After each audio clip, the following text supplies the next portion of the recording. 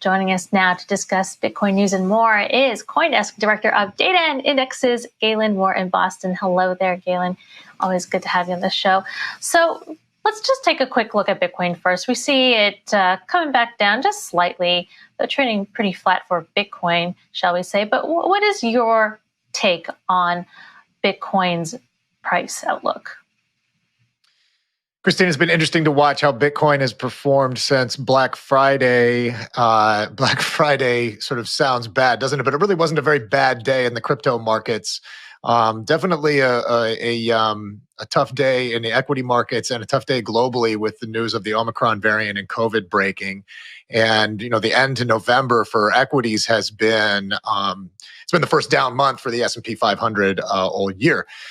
That all sort of look at that and then on that too, showing ETH and that's BTC right. Yeah, we have stocks. a chart I think looking at returns since Black Friday on Bitcoin, S&P 500, and a couple of other crypto assets. So we're looking here. The red line at the top is Ether. I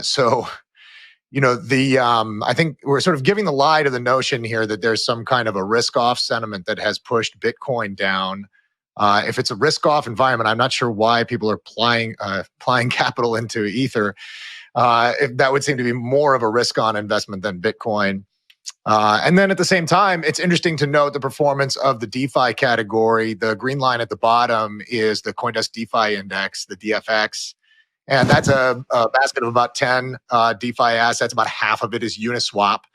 It doesn't include some of the DeFi 2.0, quote unquote, assets like, for example, Olympus DAO that have been capturing investor interest. But if you look at those have told a similar story, fairly weak compared to what the layer one like Ethereum and even Bitcoin have done in the past month or two. Draw any line or correlation between any of these. Can you? None. I mean, why is Ether going? No. Yeah, there's not. Yeah, sorry to sound like a broken record. You could just bring me on. This is the Bitcoin is not correlated to anything segment of the All About Bitcoin show, brought to you weekly by fill in the blank. We can perhaps sell a sponsorship. Once again, I come back to hammer at the point that Bitcoin is an uncorrelated asset. Anybody telling you otherwise, that they have a sort of a correlation narrative that dictates the movements of Bitcoin, is either fooling themselves or trying to fool you. All right. I do see stocks though, U.S. stocks slightly down right now, but to argue about or ponder about these correlations is not going to be very fruitful. I would say day to day, you can see it. It happens, right? You have a day when Bitcoin seems to be moving with stocks, and certainly, there's nothing wrong with that narrative. I just think Bitcoin doesn't hold fast to those narratives over the long term, right? One day it's moving with stocks, and the next day it's moving against. Pivoting to Fidelity, they are launching a spot Bitcoin ETF in Canada. Very interesting. That's circumventing the United States or the SEC. Is the U.S. losing out? It's certainly a day to reflect on that. We had SEC Chairman Gary Gensler at a conference on a sort of fireside chat with the former SEC Chairman Jay Clayton talking about investor protection today. And yesterday, Grayscale, which is a sister company to CoinDesk under the DCG umbrella, had issued sort of the bullet points of a letter that their attorneys had sent to the SEC, saying that approving a futures-based ETF and denying a spot-based ETF is not, in fact, protecting investors, but it's hurting them. I think there's certainly a strong argument to be made in that area. At the same time, Gensler's right to point out that most of the markets where Bitcoin is traded in the spot market are not surveilled, are not supervised, cannot be regulated by the SEC. And so there is some question about, where's the protection for investors?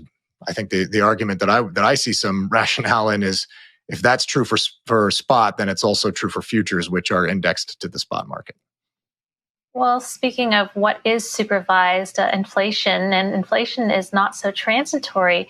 So I wonder what you think that will have in terms of an impact on the crypto markets, that, if the Fed begins accelerating tapering, if they begin hiking rates. Yeah, I mean that's I feel like this week is a kind of a screwy environment with that, with the Fed talking about accelerating their road to hiking rates. Um, especially after what we saw on Friday and the kind of sort of uncertainty that the equity market seems to be in at the moment. It seems like kind of funny timing. Look, I think the inflation. I mean, again, I see Bitcoin as an uncorrelated asset, but the inflation narrative is good for Bitcoin. If I don't see a world in which Bitcoin replaces the dollar goes to zero. The dollar is a very strong product and will continue to be. But I do think as people are concerned about inflation, and perhaps they've been exposed to things like NFTs, maybe they've been exposed to Dogecoin or Shiba Inu. If they're sort of digging and going further down that rabbit hole, they're going to get to Bitcoin at some point. Finally, any thoughts on Twitter and where, Jack Dorsey may be headed with Square? Do you think he'll be doubling down on his initiatives with Bitcoin at his payments firm? I see a lot of chatter, Christine, about integrating Ethereum or Ether into Twitter. I think that's a fascinating idea.